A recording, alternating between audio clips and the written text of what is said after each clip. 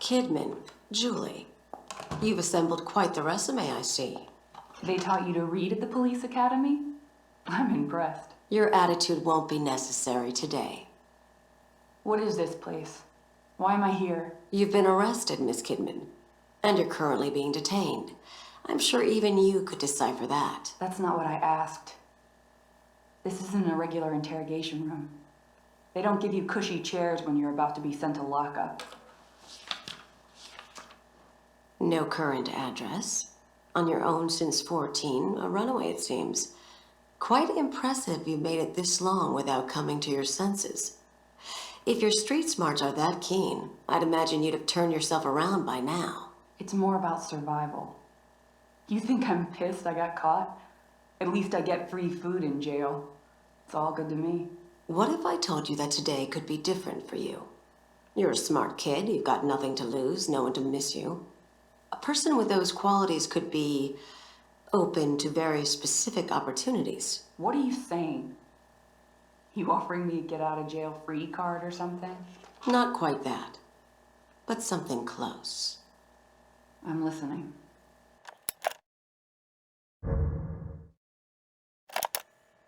Miss Kidman, please tell me about your family.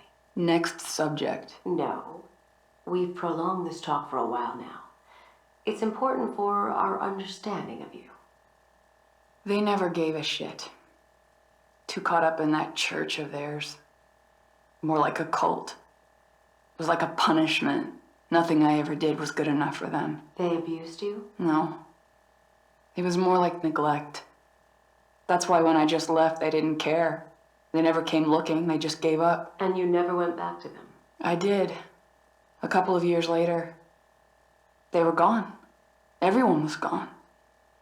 It was like the whole town got up and moved. I should have felt something, but I didn't. And how do you feel about it now? The same. They can rot for all I care. It was strange, though. There's a statue in the center of town, an angel with its head in its hands. I used to just stare at it when I was young, thinking it was sad. But now, I felt like even that statue knew how pitiful life was there. What a terrible place.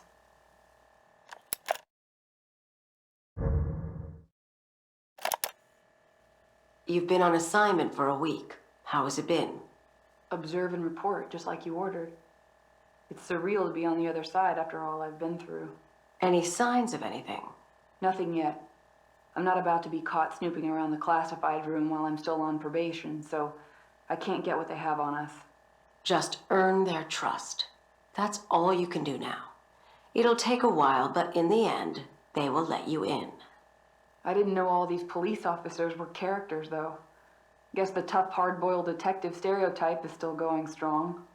Our reports on Oda are that he doesn't let things slide, so be extra careful around him. Will do, though I can't imagine us getting along well. And Detective Castellanos. Anything you have to share on him? Seems drunk half the time, but at least he's considerate. Is he really the one people are concerned about? He seems almost harmless. He is known to get emotional. Just make sure to give him his space. Respect him as your superior.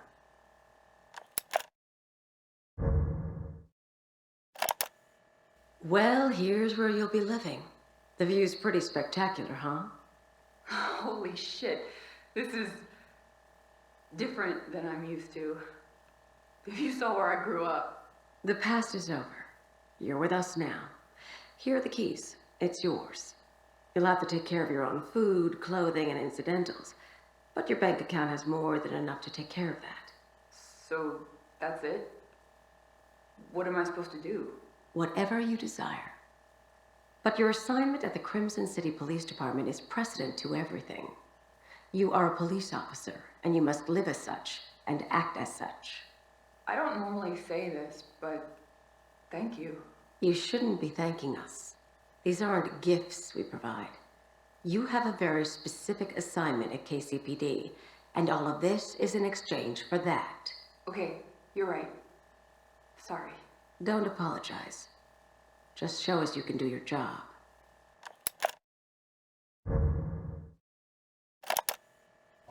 Please, roll up your sleeve. Whoa, now! That's a big syringe. Don't think you're putting that fucking thing in me. Miss Kidman, you agreed to this. Don't forget that. Nothing we're doing is malicious. It's only proper protocol. You know what's proper protocol? Telling the person getting the fucking shot where the hell she is and what's the fucking point. Ow! Damn it, that hurt! Hey guys, what the fuck? Is anyone there? You give me a shot, then just let this weird video play on repeat? Some great fucking medical science you've got going on here.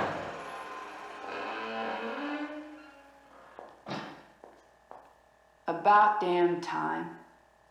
All right, can I go now? Not right now, Miss Kidman. How are you feeling? Any headaches? Nosebleeds, perhaps? What? No. But I do feel a little floaty. Almost like I'm underwater. That's consistent with the effects of the compound. We just have one last part of this test to partake in. Then you will be free to go. Sure. Go for it, I guess. Good. I will now ask you a series of questions. You will answer them while watching the images in front of you. You will not look away from the screen. Do you understand? Yes. Question number 1. Have you ever felt abandoned by the ones you trusted?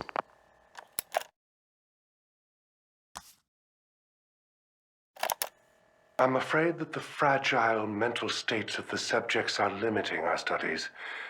Mobius wants us to move past Beacon patients and onto more stable people. They want to get STEM closer to its intended use. Would they see the world in the same way? Would a sane mind weather the psychically draining experience? I had that dream again. I entered the STEM myself.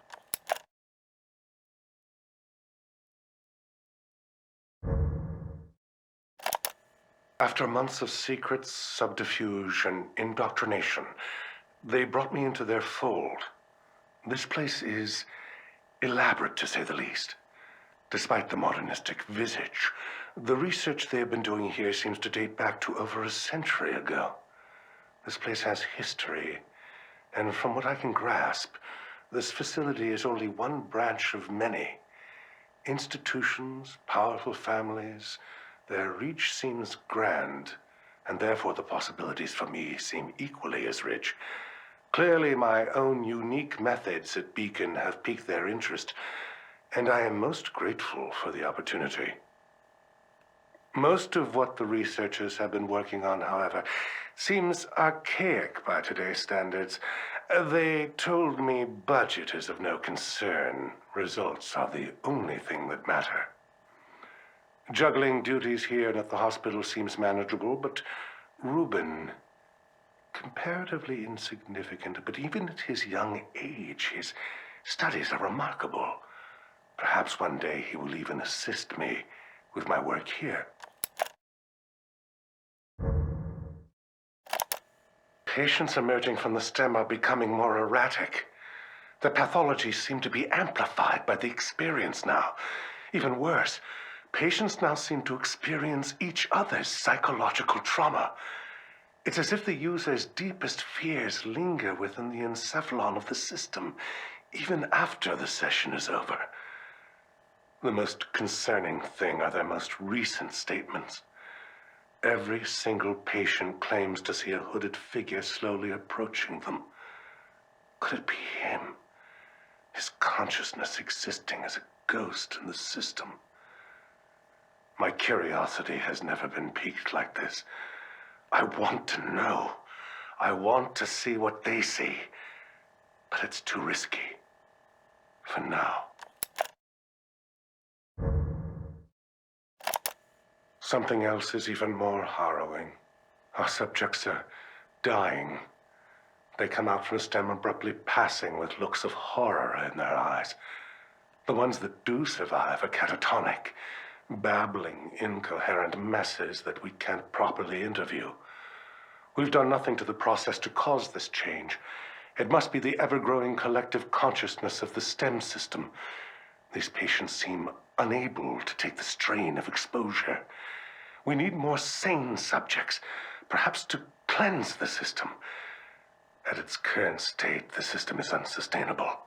Something Mobius will not approve of. This time, only I am to blame for this. Our new prototype and beacon is almost ready. When it is, I will start its conversion to the wireless system. Even if the original STEM experiments go awry, I will show my worth to Mobius with its next generation. Today was something truly surprising. He was one of the last groups of test subjects. Just another patient I expected to babble and maybe even die. Patient 105, Leslie Withers. Reuben had singled him out as a useless subject, but he must have known. He knew I would read his notes. What else was Reuben lying to me about? But this Leslie, he emerged cognate, calm, and able to report fully what he had experienced inside. His unique pathology allowed him to successfully navigate his STEM experience with little repercussion. They know nothing of his existence, but no doubt he is the key. If we all share the consciousness, then with him, I too should be able to experience the STEM, potentially even suppress the more unsavory aspects of it. With him, I can be the master of the very technology I helped create. Mobius will see my worth and let me rise even higher in their ranks. They've refocused the efforts of the other programs to support our research. STEM priority has seemingly overridden other departments' individual research. Chemical and botanical studies are focused now on temporary, priming subjects for their inevitable connection. Now that the prototype is up and running, experiments continue. Upon their return from STEM integration, patients are interviewed extensively. While their particular pathologies inform their experiences, there are commonalities. They all experience the same settings, the same occurrences. The world they inhabit becomes larger with every new visitor. This suggests that shards of each user's consciousness are left behind inside the STEM, creating a community. It's as if internally a new world is being built. Reuben has no idea what he's done. It's not surprising that he doesn't care either. He was never motivated by fear of Mobius. The STEM prototype works, but only when connected to Reuben. I've checked the details, and he customized the whole system to only operate with his own brainwave pattern. I left him alone with the device for far too long. Trusted him too much, and despite all my knowledge in the field, it's past the point of fixing. I can't just flip a switch. And that's not the worst of it. They know as well. I'm not going to take the blame for this. I will drag him here and make him fix it. I can't imagine what they will do to him if he doesn't. Despite our powerful benefactors, with this much collateral damage, it's only a matter of time before people start to take notice. KCPD has been dropping by, a female officer. I don't remember her name. Regardless, the police are not something I should be involved with. Mobius says they will take care of it and make an effort to ensure KCPD leave us alone. Then there is the reporter from the Crimson Post, Ivan something or other. He has become a personal annoyance. He barely qualifies as a tabloid journalist, writing cover stories about tales of church sacrifices and other nonsense. But now he's being persistent about the missing patients claim. I'll be damned if he is the man who brings Beacon down. It seems that Reuben could be useful for other forms of problem solving. Perhaps I can interest this reporter in an exclusive interview. His demeanor has turned far too aggressive and his techniques even more perverse. Da Vinci would dissect corpses to further his anatomical studies, but what Rubin has done goes beyond. Demanding his subjects be aware as he dissects them to truly see how the mind reacts. He's more of a butcher than an artist. But we must remain scientists above all. I had taught him from a young age that the end shall justify the means, but I could not have predicted things to be this extreme. Mobius has learned of his involvement due to my carelessness. I've asked they bring him on board to assist in development. Perhaps offering him better facilities and support will refocus him and stave off his gruesome proclivities. I saw what they have done to him, and I am appalled. To think the young boy I mentored is now this. A mass of gray matter in a glorified test tube. Could they have been planning this all along? And what have I become in all of this? They've managed to keep his mind alive by simulating an artificial body.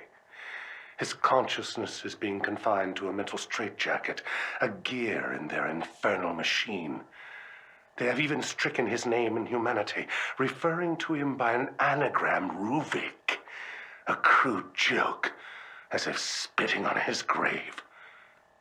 I almost felt the urge to smash the case and end it right there. But my anger was quickly replaced by scientific curiosity.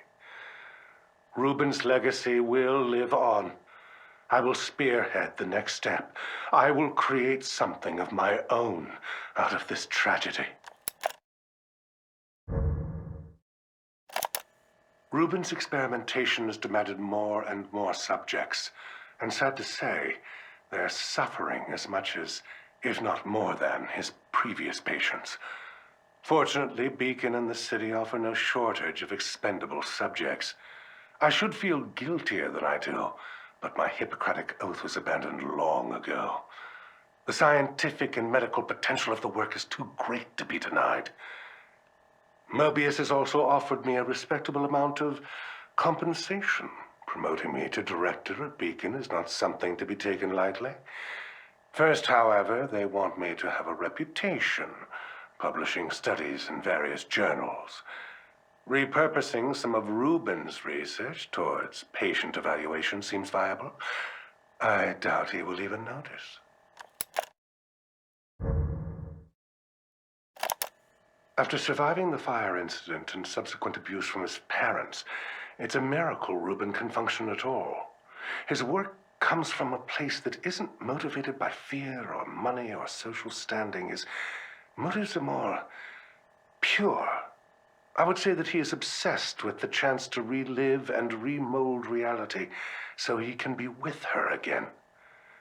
His scarring is heavy, both physically and emotionally, but he longs for his lost sister. His love for her borders almost on an incestuous level, but as long as it provides motivation, so be it. I revisited the Victoriano estate yesterday. It's a vestige, a mere husk of what was bound to be such a home of promise. Mobius reaped nearly everything of value when we took on the research ourselves, but Rubin's notes indicate he was involved in something else. There were plans for another STEM prototype. Data about using receptors to transmit the brain function wirelessly to unaware users. It's borderline parapsychology, but these schematics and the scientific backup provided seems sound. What was he planning to do with such a thing? There's only one way to find out for certain, but I must continue these experiments in private, away from their prying eyes. I will not let them know, lest they take this from me as well. They grow impatient with our progress and demand briefings on the development process. At first stressing the results, but now they work off a timeline based on their needs. Typical bureaucrats. I've been pushing Reuben, but he's retreated further, doing his research at home, and refusing to come to the lab unless it's directly working on our STEM prototype. I'm feeling uneasy, and no doubt Mobius is looking on us with question. They're coming for me. I don't know how, but they know everything. They even know about Leslie. There's no use hiding this anymore. I'll enter the system, and my return will be proof that all of this was worth it. I can, of course, convince them that it wasn't for me. It was for their goals. There are just the final tweaks left. Once I finish, I will put Leslie in the stem with myself and activate it. The wireless signal should ring out in the near distance. I can't speak for those unfortunate to be around, but like I always said, the ends will justify the means. Finally, Mobius will see that I am one of their chosen ones. Reuben is but a ghost. I am their savior. Their plan is nothing without me.